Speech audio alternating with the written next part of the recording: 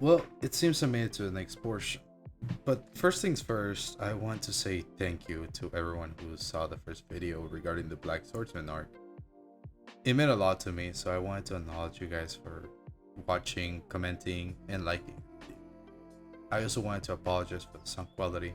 I should have said something in the video, but I also want to let you guys know that I'm looking into getting better equipment so I'm able to tell my thoughts regarding Berserk and any other manga, shows, or video games without making you guys go deaf by accident. In this video, I want to go over the first portion of the Golden Age arc.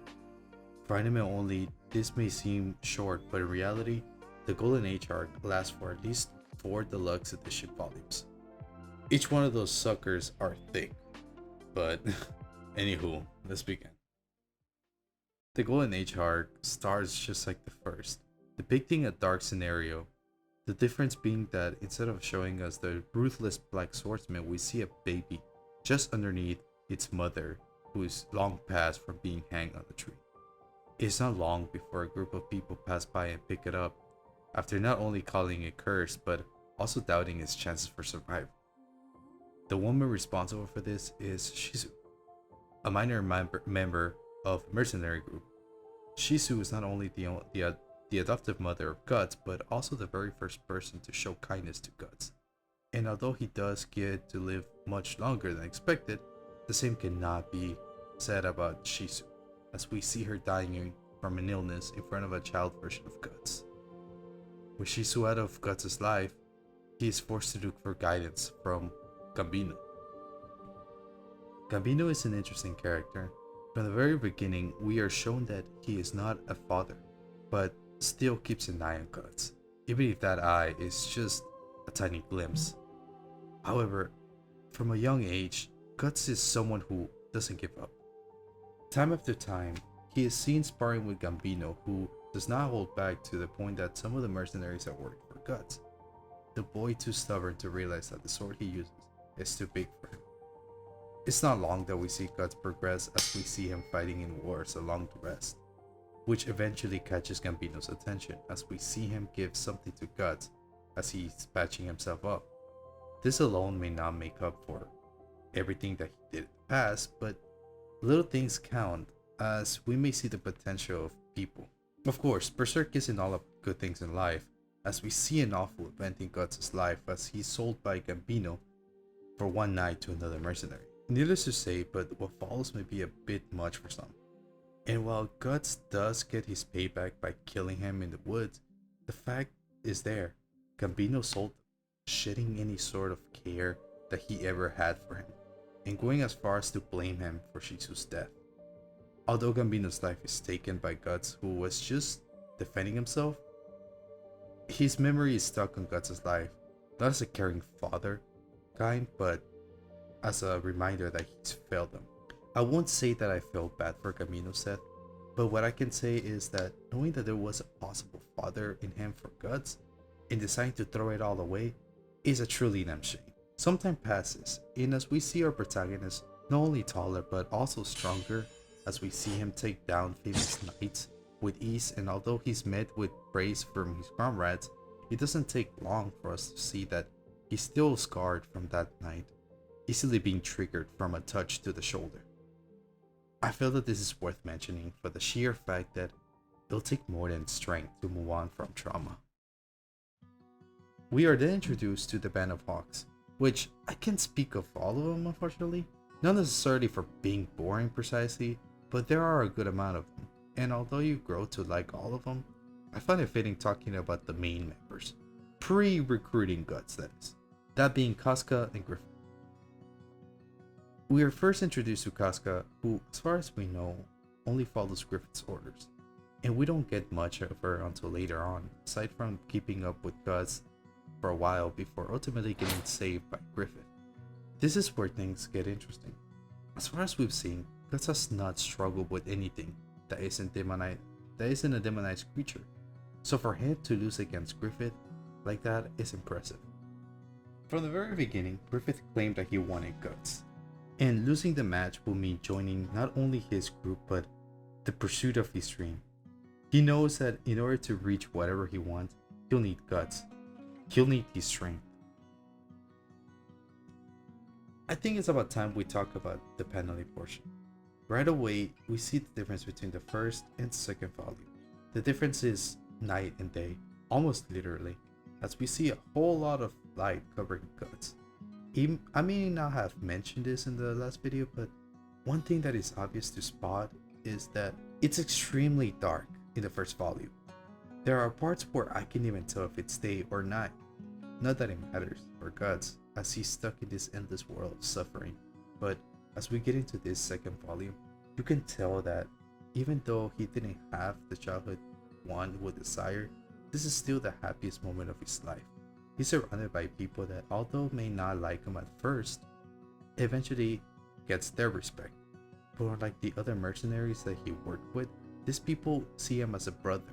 There's panel after panel showing a handful of knights fighting each other, with so much detail, not only on the muscles, which I don't know why I even wrote this, but also on the armor detail. As I continue reading manga in my everyday life, I eventually get this feeling that I've seen everything that the mangaka has done art style wise, and start focusing more on the story rather than the drawings. However, Berserk reminded me why I started reading manga to begin with. It is the passion that each panel possesses. Every angle, every pose from a character is carefully placed to make us feel like we're in that world. I know I talked about Griffith earlier, but I don't believe I've given him the time he deserves. There are lots of things I can question about Griffith, like what's his deal? Why does he want so much control? And does he trust anyone?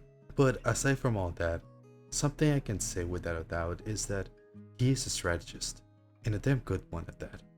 War after war, Griffith shows why he stands above everyone around him, whether it is for good or bad.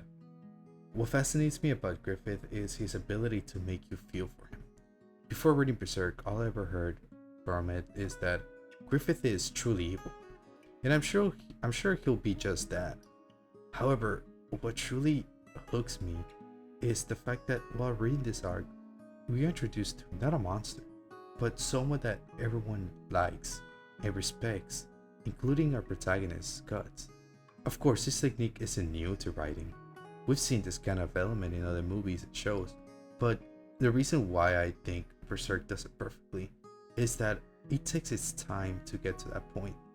Miura knew that in order to make the reader understand just how much Guts truly feels for Griffith, then we must understand what kind of leader, friend, and brother he was to his close ones, before turning into Guts' reason for fighting.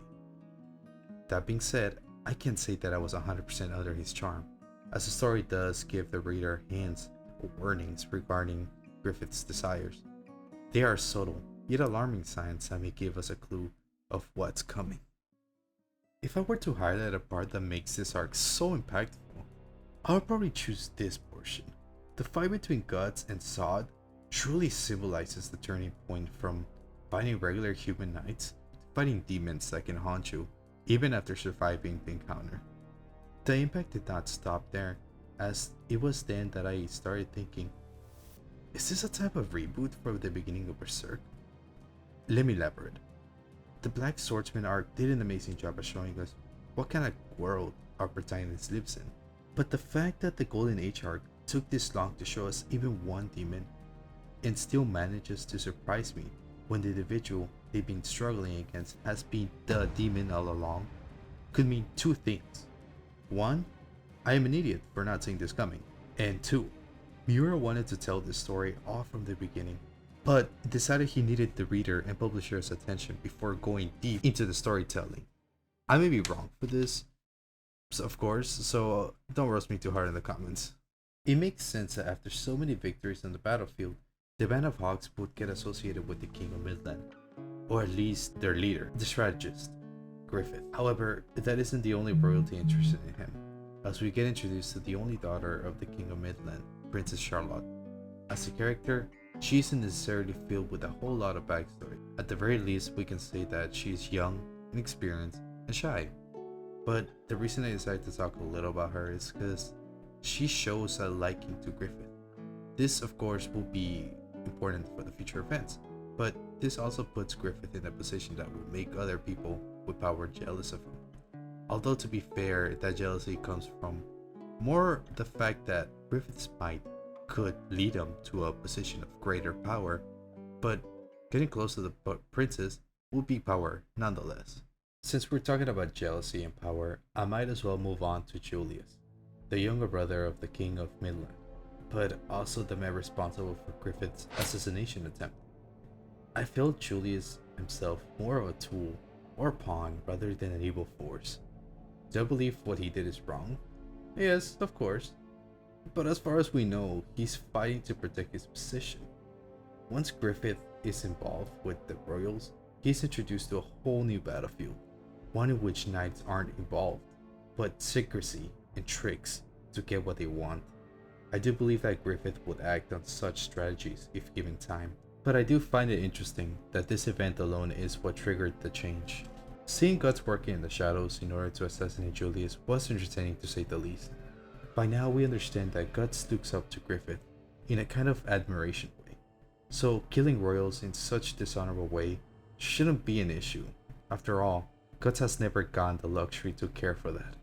But what I do find intriguing is Guts' reaction to accidentally killing Julius' son. He's capable of a lot of things. In fact, I believe that Guts' skill is adapting to dangerous environments. But when he's the one causing the danger, how would he react? How would he feel? By now, Guts has opened up his walls to people around him, becoming something of a brother to all people in the camp, including Griffith. Yet, it isn't until now that Guts realizes that Griffith is too far ahead. It is here that I realize that Griffith doesn't want any friends, blatantly stating, "To me, a friend is someone that would never depend upon someone in another dream, someone who wouldn't be compelled by anyone, but would determine and pursue his own reason to live. And should anyone trample that dream, he would oppose him, body and soul.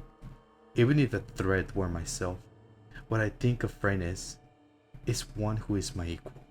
Griffith to me is so infatuated with this dream that although he says a friend is his equal, it doesn't register to him that what he wants is a tool which he can control with leisure. Equal was thrown out of the window the moment the power is to do so. Since this is a part 1 of multiple set of videos, I'm hoping 2 for the Golden Age arc, I'll be making this the last topic. And although I've been avoiding talking about her all this time, it's not that she's boring or anything like that, but her backstory is saved for the end of the second volume, a place in which I believe makes sense. For the beginning, we get the idea that Casca didn't like Guts, but we assume this was mostly for the fact that she was jealous, which is part of it. But as the story unfolds in front of us, so does Casca's backstory. Like Guts, Casca's childhood was not ideal. Although she was born with parents and siblings, she was seen as more of an extra mouth to feed rather than a daughter, despite the fact that she helped as much as she could. So of course, when the opportunity to not only get rid of her but also profit from it arrived, they didn't think twice about it. From a very young age, Casca has been forced to believe that being a woman is her weakness.